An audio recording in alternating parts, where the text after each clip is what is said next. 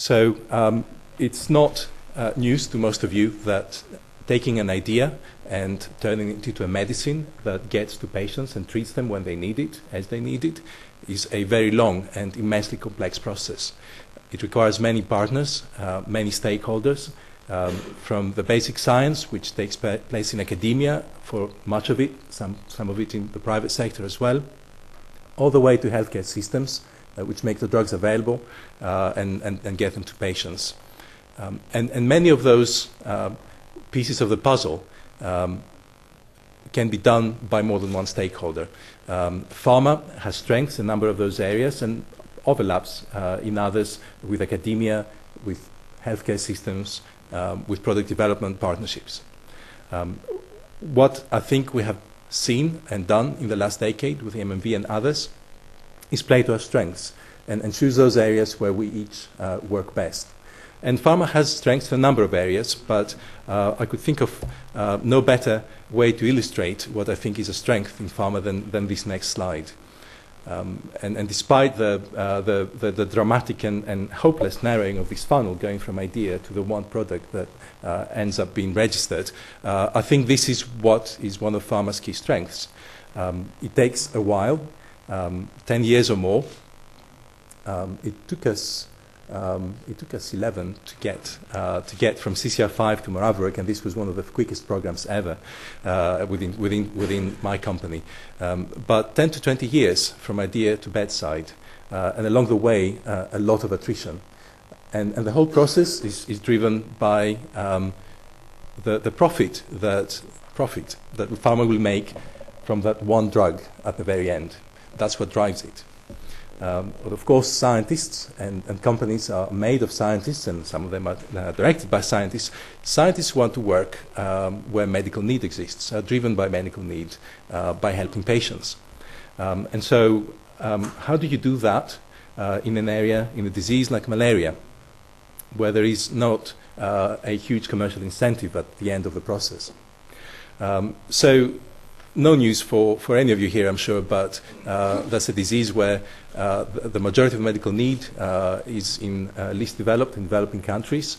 The majority of patients who need new medicines are vulnerable, pregnant women, young children, and we need, as a colleague, Wim Guthrie said, we need to be working today on the medicines for tomorrow, because resistance is emerging and will emerge eventually, perhaps in Southeast Asia, where the infection is chronic and artemisinin analogues have been used for decades now, but it will emerge eventually. So artemisinin combination treatments and IPTP, intermittent preventative treatment for pregnancy, are two of those areas where pharma can make a difference, but also new approaches to the treatment of malaria.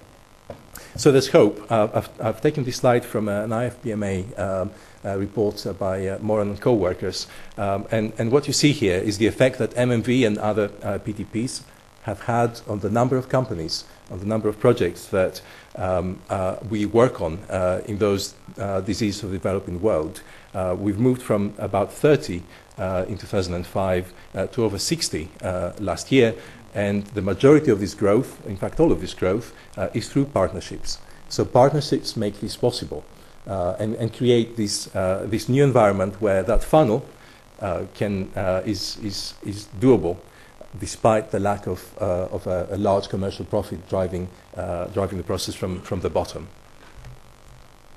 So, I apologize for the animation. We have sometimes PowerPoint does that. So we have a lot to offer. We have a lot to offer in academia, and much of it is already been contributed in research. So from state-of-the-art labs, scientific expertise, of course, that has been developed over decades of doing drug discovery and development. Our compound libraries. Now, this isn't something that sounds very complicated, but having several millions of compounds that are drug-like, that it has taken decades to make and understand and pull together, is a huge asset. That's what makes one company competitive versus the others. And we're bringing that. Understanding what makes a good target. what makes a good target biologically, but what makes a good target from a drug discovery perspective can be two different things. Parasitology, in particular, a lot of expertise developed in pharma over investments that have been made during the years in animal health. Medicinal chemistry and biotherapeutics, a core strength, which I think is one of the most difficult things to replicate in a non-industrial setting because of the institutional knowledge that goes into it. But also more trivial aspects like intellectual property and contract negotiation experience, clinical trial partnerships, where we bring our resources, our understanding of the process, our network. Safety and risk management. Safety is important. Drugs must work, but they also must be safe. Global manufacturing network, finally distribution and sales.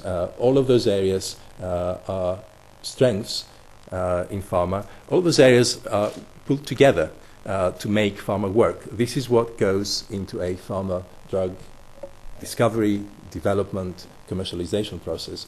And all those same strengths can be applied to R&D and access and distribution for malaria drugs. So, and it has been applied.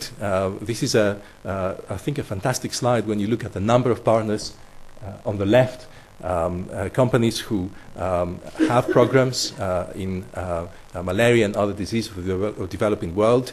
And there would be many, many lines from companies here on the left to partnerships to the right, to more than one for many of them, and hopefully increasingly more and more lines between companies here, which I think would be very welcomed by many of us in this room. A number of companies have chosen to establish dedicated centers for R&D in malaria and other diseases of the developing world, Novartis, GSK, and others. We at Pfizer have chosen to do things slightly differently, and we do an R&D in those diseases from a facility in Sandwich, UK.